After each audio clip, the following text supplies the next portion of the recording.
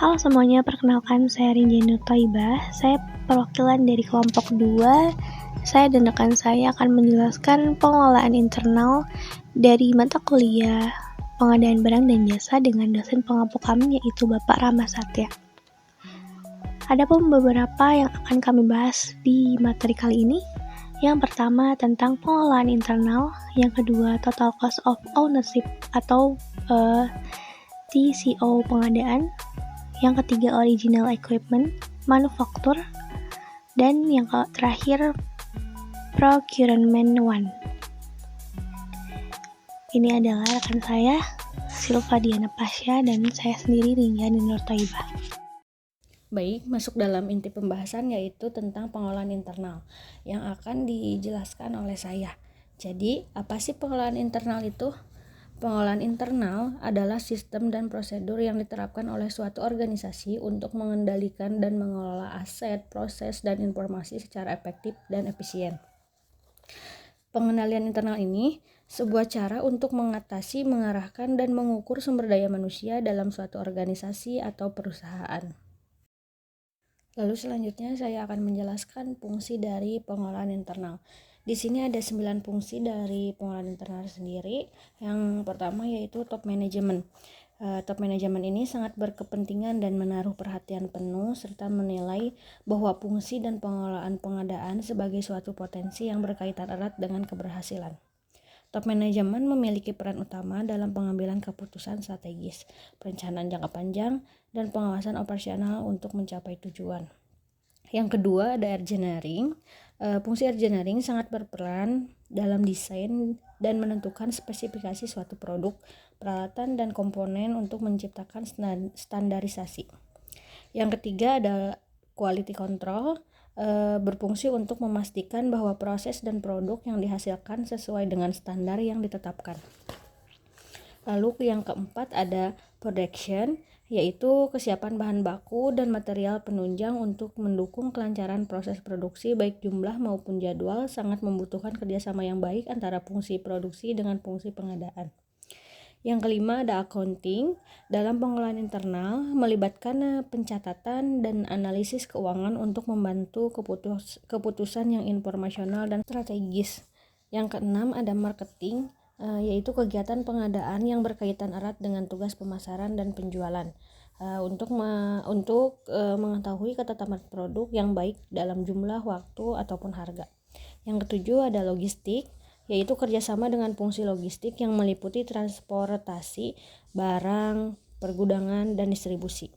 Yang kedelapan ada manajemen information system atau pengelolaan sistem informasi yang sangat membantu kelancaran kegiatan pengadaan melalui jaringan informasi terpadu yang menghubungkan data dan informasi. Dan yang terakhir yaitu legal, dalam pelaksanaan tugas pengadaan yang mempunyai hubungan kerja dengan berbagai pihak terkait dan peraturan yang berpotensi menimbulkan masalah hukum, maka diperlukan fungsi legal ini sendiri. Selanjutnya ada contoh dari pengelolaan internal. Contoh konkret dari pengendalian internal ini meliputi pengendalian internal akuntansi, administrasi, dan persediaan barang dagang. Jadi hal ini bertujuan untuk memastikan kepatuhan terhadap kebijakan dan peraturan yang berlaku, serta meningkatkan efisiensi dan efektivitas dalam proses produksi. Lalu materi selanjutnya ada TCO atau Total Cost of Ownership atau total biaya kepemilikan. TCO ini bertujuan untuk menganalisis biaya aktual pembelian produk atau layanan dari pemasok tertentu di luar harga pembelian dasar. TCO ini merujuk pada total biaya yang berkaitan dengan kepemilikan, penggunaan, dan pemeliharaan suatu aset atau sumber daya dalam konteks bisnis atau organisasi. Di dalam TCO ini ada beberapa TCO pengadaan yang meliputi 1. Pre-transaction cost, yaitu yang mengacu pada biaya yang timbul sebelum suatu transaksi atau pembelian dilakukan, seperti perencanaan, vendor, qualification, training, dan communication. Lalu yang kedua ada transaction cost, yaitu yang mencakup biaya yang berkaitan dengan proses transaksi, seperti harga barang atau price, procurement cost, transaksi dan delivery cost, tarif dan taxes, dan invoicing. Lalu yang ketiga yaitu ada post transaction cost, yaitu yang merujuk pada biaya-biaya yang timbul setelah suatu transaksi atau pembelian dilakukan, seperti biaya operasi, utility atau tenaga kerja, quality cost, branding cost, biaya jaminan suplai, atau biaya keterlangsungan ketersediaan. Di sini saya akan menjelaskan contoh umum dari TCO yang berkaitan dengan memperkirakan keputusan investasi. Jadi TCO ini membantu perusahaan membuat keputusan investasi yang lebih informasional dan rasional, mempertimbangkan biaya pengadaan, biaya operasional, biaya pemeliharaan, dan faktor lain yang terkait. Kemudian ada Original Equipment Manufacturer atau OEM, yaitu merujuk kepada produk yang diproduksi oleh sebuah perusahaan pada produsen, namun diolah lagi dan dijual kembali oleh perusahaan lain dengan merek yang berbeda. Jadi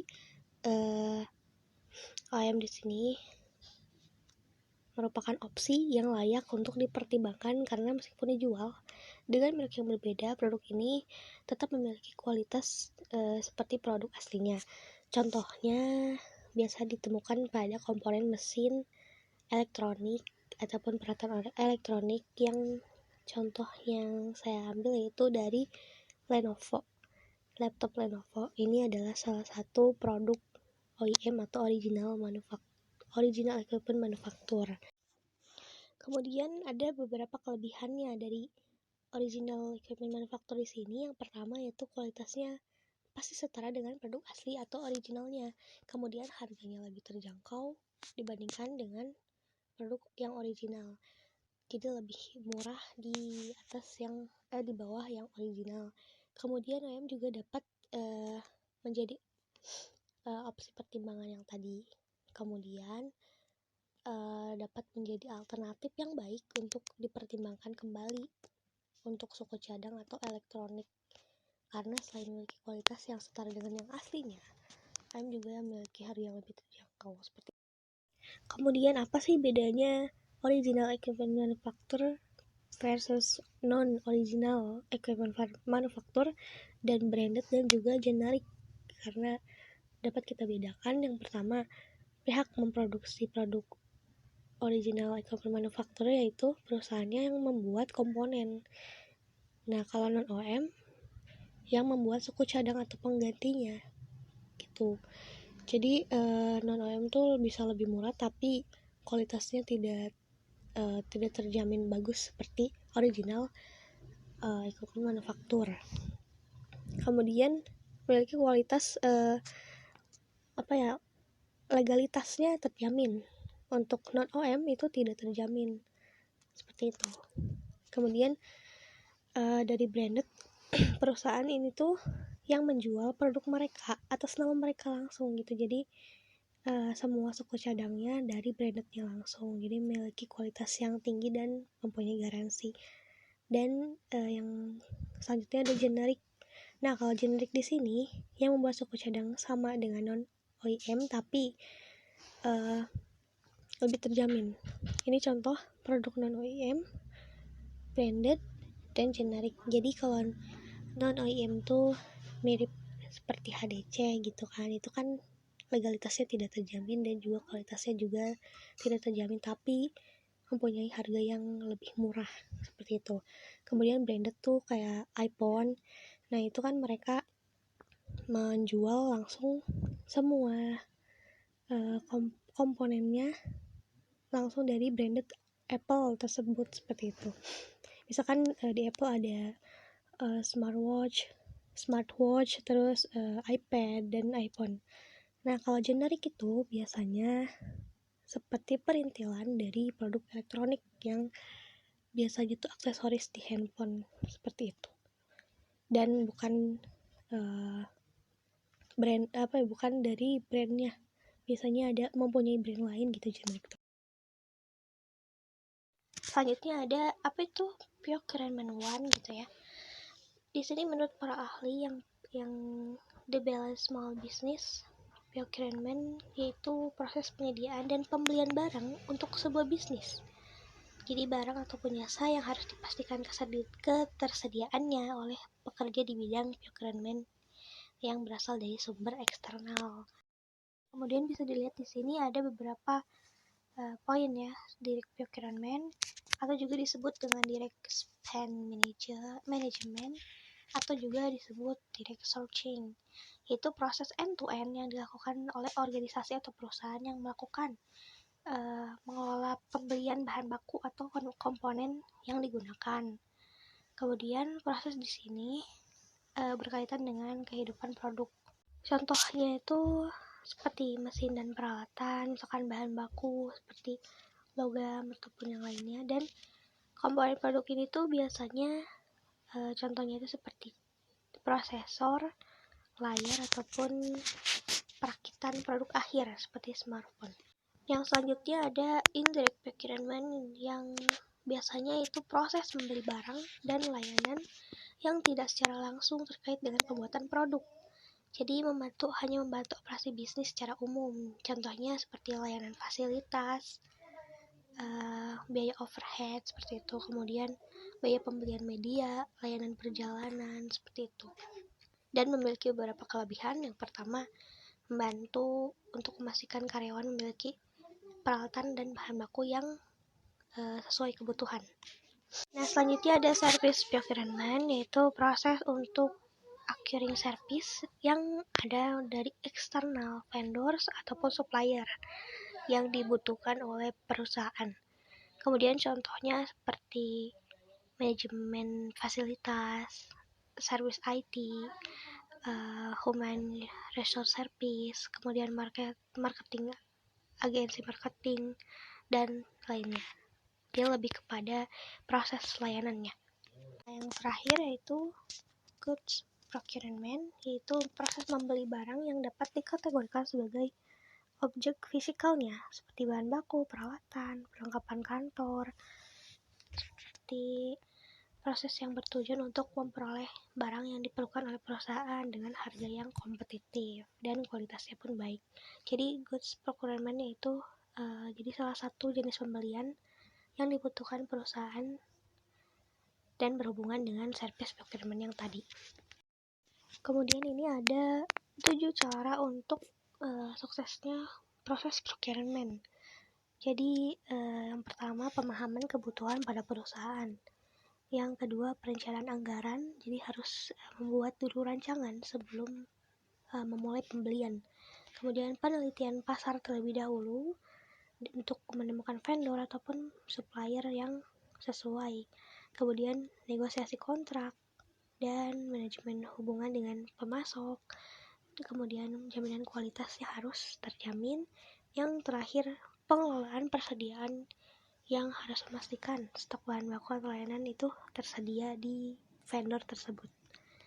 Jadi dengan adanya step ini dapat meningkatkan efisiensi dan efektivitas dalam proses procurement serta memastikan bahwa barang dan layanan yang diperoleh memenuhi standar kualitas dan kebutuhan perusahaan.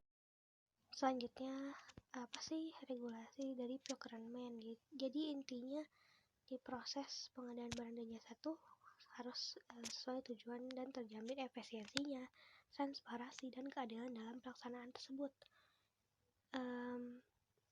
Salah satu celah terjadi kerugian di perusahaan dari kegiatan procurement yaitu adalah ada payung hukum yang kurang memadai. Jadi harus ada pembaharuan regulasi dalam pengadaan barang dan jasa menjadi penting untuk memastikan efisiensi dan transparansi pada pelaksanaan pengadaan tersebut. Nah, kesimpulan dari materi yang telah kami bahas, pengelolaan internal ini memainkan peran penting untuk memastikan keberhasilan dan efisiensi proses pengadaan. Dengan mengelola internal yang baik, perusahaan dapat mencegah kesalahan atau kekurangan transparansi dan kegagalan pada suatu produk. Dengan menggunakan TCO atau Total Cost Ownership, perusahaan dapat membandingkan biaya total yang dihasilkan oleh berbagai opsi yang mengidentifikasi area tambahan untuk penurunan biaya produk. Dengan menggunakan sistem terintegrasi, perusahaan atau instansi juga dapat meningkatkan efisiensi, mengurangi biaya, dan mempercepat proses pengadaan barang dan jasa pada suatu perusahaan. Cukup sekian dari materi yang telah kami jelaskan di video kali ini.